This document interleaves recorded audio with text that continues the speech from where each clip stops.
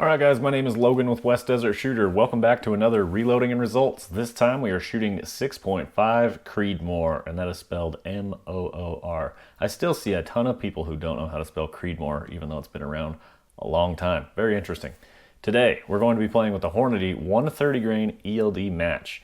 I had shot this a little while ago on my channel with some different powders, and the rifle really seemed to like the 130. So this time I picked some just known classic good powders to go with 6.5 Creedmoor, and they're sitting right over here. Anything that says 4350 on it typically likes to go with a Creedmoor. Just know that.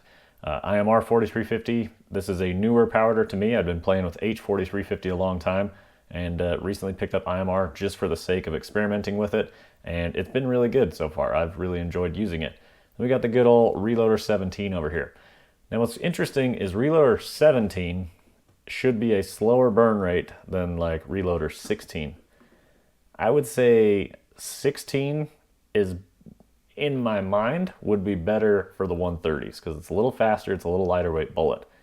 17 had really good low data for the 130s, and I've already shot these, and I got surprising results with Reloader 17 and these 130s. Like, there's a big difference between these two, so little spoiler there. We'll get back to that in a minute once we're back from the range. Some other interesting things I found just now. Doing some Googling, I was pulling out these components before putting it out on display like this. And I was doing some lot number identification, like what year did these primers actually get made? Because these primers have been in my cabinet for a while. I said they were a few years old. These things are from 2016, so they're currently 8 years old. They're pushing 10 years old, right? So they were made in May of 2016, and it's the lot number just printed on the box, and you can tell by the letters of what month and what year it was done, and then the numbers specifically label out which day. All I really care about is what year it is, just to give me a rough idea. And then the Reloader 17, same thing. I looked at the lot number on that guy. Apparently it's super simple. It's just the lot number, the last two numbers are the year that it was manufactured. So this guy should be 2020, which sounds about right. That was the time that I was playing with my 6 Creedmoor, which is when I first picked up Reloader 17. Rifle for today, Uintah Precision UPR10. This guy is absolutely one of my favorites. We got a 20 MOA rail on top that's integrated into their billet receivers. We got an F3R one-piece cantilever mount. These are no longer made, unfortunately. Really high-quality product. I guess, yeah, unfortunately no longer made. Arcon Optics 6-24 on top of this guy. People ask me still if I like the Arcons. If I did not like the Arcons, I would not use them on my guns. For the money, they track and work well. I've got a lot of first round hits at distance with the Arcons. They track correctly, and the scope's good enough to shoot some groups. I'm happy with them. Of course, I do have nicer scopes in my collection, but those, I mean, it's hard to equip everything with the nicest scope available, at least for me. So what barrel is this? This guy is an oddball. It's a 21-inch 6.5 Creedmoor. It's not quite 22, not quite 20, it's right in the middle. It is a Proof Research cut rifle barrel, carbon wrapped, and again, 21 inches, 1 to 8 twist with a 6.5 Creedmoor chamber in it. There's nothing special about it. There's no custom chambering or anything, just good old 6.5 Creedmoor. Threaded 5/8 24 on the end, and I use my Huxworks 338 Magnum tie suppressor on here. I've shot some comparisons with my Creedmoor, and this barrel likes the heavier can that I have. It likes this 338 over the 7.62. Has nothing to do with sound suppression. This thing just seems to shoot a little bit better, having a little more weight out on the end of it. So you know what? I've got it. Let's use it on the Creedmoor. I don't mind. So outside of that, it's got a Uintah Precision Vitrum trigger in this guy. Really nice trigger. You can set these things real nice and light for the bolt action variants. So we're gonna get out to the range. We're gonna shoot some groups. We're gonna come back here and talk about what happened, what were some of the surprises, how did the brass go, and overall just velocities and group sizes. Let's get to it. Okay guys, we're out on the range with the 6.5 Creedmoor. This is the Uintah Precision UPR10. It's got a Proof Research 22-inch carbon fiber wrapped barrel on here. I've got my Huxworks Magnum tie suppressor. For whatever reason, the harmonics of this gun seems to like the bigger Huxworks that I have, which is just fine. It needs a home. And so, yeah, this thing likes to shoot out at 100 yards, so we're going to see how she does today. It really seemed to like these Hornady 130s before, so I'm trying out some different powders.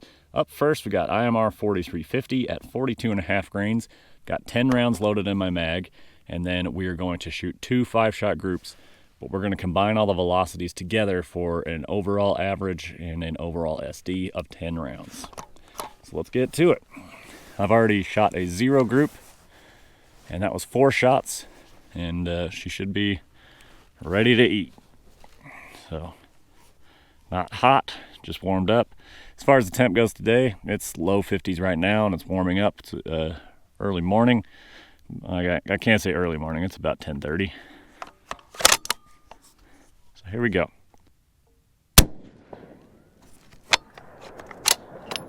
First shot, 2783. Has our brass look with IMR4350. This gun likes to just put a little nipple right where the firing pin is, and it's doing that, but doesn't look bad, nothing scary. Let's start sending it.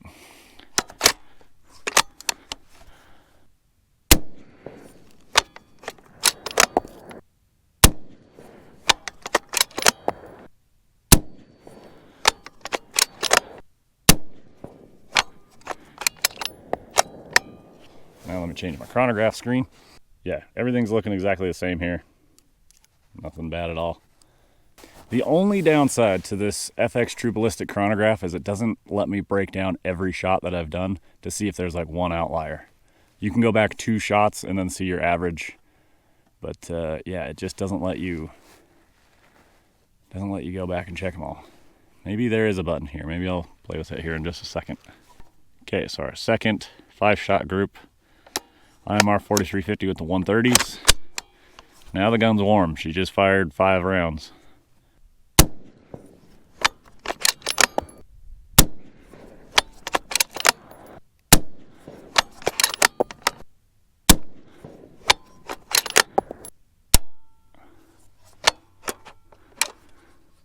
Oh. Oh.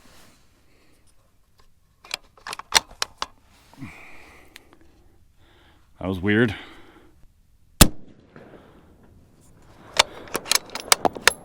Shots 10. That's the end of IMR4350 with this guy. From here looks like some moderate groups. The second one looks a little better than the first. Both of them appear to be pretty decent with it. So yeah, can't complain too much. I'm gonna mess with this chronograph off camera and see if I can find out how to do individual shots. Okay guys, I'm swapping back and forth between guns here to try and keep them as cool as I can today. The weather's not hot or anything, just overall, I want to try and shoot a cooler gun.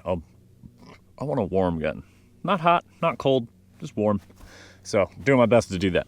We're back on the 6.5 Creedmoor. Reloader 17 is up next, 43 grains. As far as the load data goes, I just got this out of Hornady's manual, their 11th edition, and both of these charges were like towards the upper end, so hopefully we see some good velocity here. Yeah, Hornady's a bit conservative, although I've found a couple in the manual before that were pretty damn hot. So Reloader 17 always worked good in my 6 Creedmoor. We'll see how it does with the 130 grain in the 6.5. It's kind of like backwards. It's a slower burning powder than IMR4350 with a lighter bullet than a 140. So like a 6.5 Creedmoor is less overbore than a 6 Creedmoor. We'll see how it does. 10 rounds loaded up. We're gonna shoot one, check our brass, and then fire off the next 9. Whew, this is a different rifle here. I've shot this gun a lot though. This thing feels like home. And my eye reef is a little too close here. I was hoping it would be. I need to get that adjusted. Okay, here we go.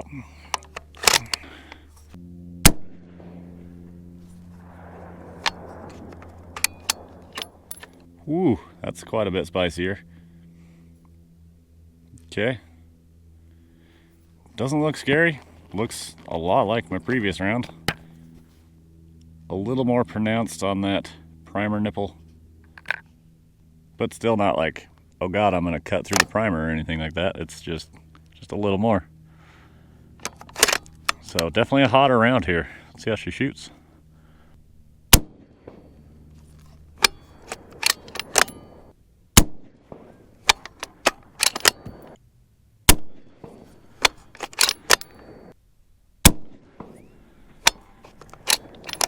Here's my advice for you guys. If something's not feeling quite right and you're about to like rush a shot, take a second, take a breath, close your eyes for a second, open it like just take a small reset. It's not worth trying to rush it just to get the shot versus, you know, making sure you're comfortable, ready to fire. So how's our group look?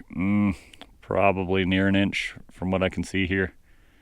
So not the greatest, but we got some velocity, that's for sure. And standard deviation isn't too bad either. Next 5 rounds, gun's warm now. Let's see if she can sink them in.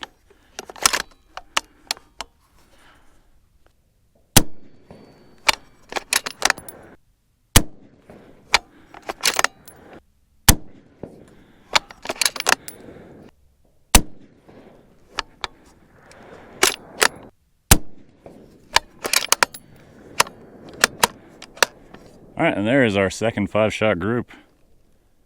Ah, man, that last one went high and right, and from my view seems to have ruined what was a pretty good group going. It's hard to tell if there's shots in the black or not from 100 yards. But overall, I'm happy with the results here. Interesting point of impact shift, but not really that interesting considering how fast the Reloader 17 is going. It hit higher, it's traveling faster, that adds up. All right, friends, we are back. Now, if you remember back to the intro, I had mentioned I looked up when these primers were made. You might be wondering why I would do that. Not just because they're old. It's because since I've been using these, I haven't seen a good standard deviation in a while. And I'm really wondering if it's the primers. It totally could be. So, these things are getting pretty old at this point. They have traveled a bit and whatnot.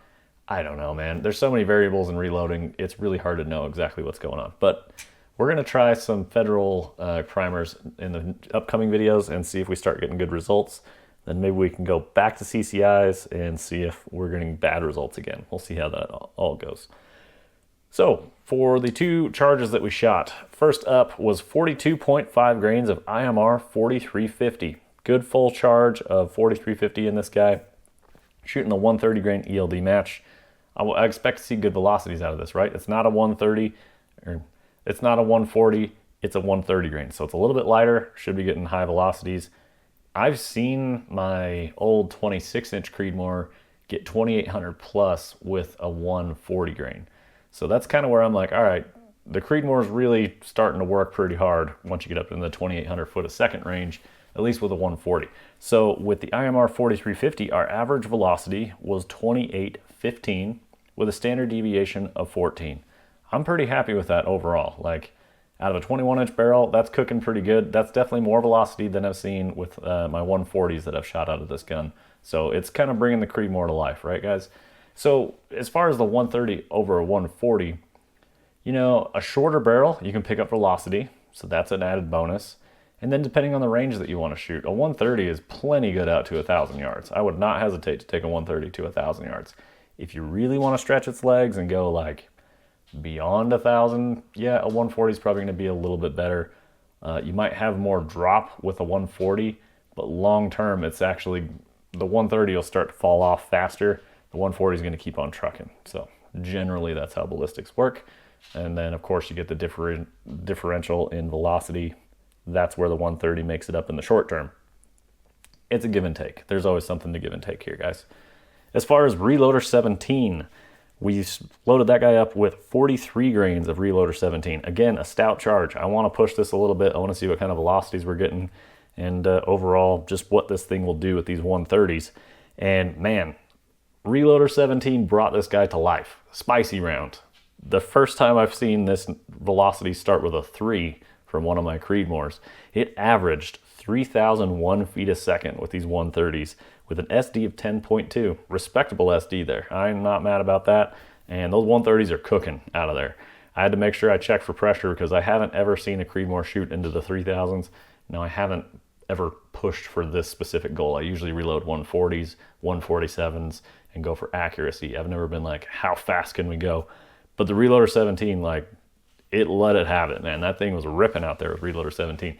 I'm very surprised by this, so it's good to know, you know? Maybe we'll try Reloader 17 with some 140s and see if we can start pushing velocities a little harder with that guy. That'd be an interesting test as well. Now, when I shot my first group, I did zero the rifle, so I did a 3-shot group with it not being zeroed, and then I zeroed it and shot a group to confirm it's zero, It put it where I want it, so we were good to go. Unfortunately, with shooting my boxes multiple times, I seem to have lost where those groups ended up. So I don't know where the 0 groups ended up, unfortunately, but it doesn't really matter. It was some old reloaded ammo, and I don't even know what the load was in it. So I should be taking better notes there, I suppose. But the rounds that were in there were probably a Barnes 140. And I know that everything I've shot with the Barnes 140 has been safe. Not real worried about it. Then we jumped on to the groups. So the rifle had been shot and warmed up. And our first group of IMR4350, stacking 4 of them touching, and then just one outlier there with a 0.67 inch group. Not mad about that, truthfully. Is it the best bolt action group that I've ever seen? No, but overall, I'm pretty cool with that. So how does it back it up? Remember, we are shooting 2 5-shot groups, and then we're using the velocity from all 10 rounds. So I like doing this because you get to see a better idea of what a load will do. Like, to me, this is better information doing 10 rounds with the same load data versus 2 5-shot groups with different powder charges. Because sometimes you just don't shoot as good of a group, flat out. That's just how it's turning out. And right here we see the difference. So group 1, 0.67. When we move on to our second group, again, we see a great looking group here. It looks like a double group just a bit, but it's not too far to be bad. And we had 2 touching, 3 together, and we had a 0.55 inch group. Again, not mad about it. I'm pretty happy with that. You get into the 0.5s, that's a good day of shooting for me. So moving on to Reloader 17. A lot more velocity with this bullet. So can it shoot better? Typically when I see high velocity ammo, I don't correlate that with shooting better. That's just been my experience. And today, our first group of Reloader 17 was a 1.01 inch group. So kind of overall, just backing up how I feel about high velocity groups. Typically it doesn't pan out. What's interesting is we got a better SD and a worse group. So weird how that happens. You would think that, like, if you only had chronograph data, that you would want to pick the low SD number. Typically, that doesn't line up in my experience. If you get lucky, you can find that perfect match sometimes, but most of the time, the lowest SD you'll find on the range is not always the best group. So how did it shoot for the second group? It actually did improve a bit, and this is very interesting because both of our second groups improved over the first groups, and our second group shot a 0.81. Now, if we look at both Reloader 17 groups, these guys are not trying to stack bullets on top of bullets. If we look at both our IMR4350 groups, those guys are trying to stack bullets on top of bullets. So just as a comparison there, I like the IMR4350 load better, even though the Reloader 17 has the velocity. Now, maybe we could change the seating depth or something. Who knows, man? There's so many variables. Maybe a little more neck tension and this Reloader 17 could come to life. Maybe back off the Reloader 17 a little bit, truthfully, which seems like a weird thing to do in load development. Typically, people just keep adding powder. Maybe that's a good direction to go, is actually back off the Reloader 17. Anything above 2900 is plenty fast for me with the 130. So maybe doing that could bring a little bit accuracy back. So it's very interesting to think about what things we could change and how it might have an impact on the gun. But the best part is we get to go change something, go back out to the range and find out what happens. So I hope you guys enjoyed the video. Let's talk about brass real quick, because the lower velocity IMR4350 should show less pressure signs than a real stout Reloader 17 round, right? We saw very similar pressure signs, just a slightly more protruded nipple on the primer there, which is super common in 6.5 Creedmoors. I've got a high pressure bolt in my Uintah Precision at this point, so it's got a small firing pin, and it has greatly reduced the size of primer nipple that I get on this guy.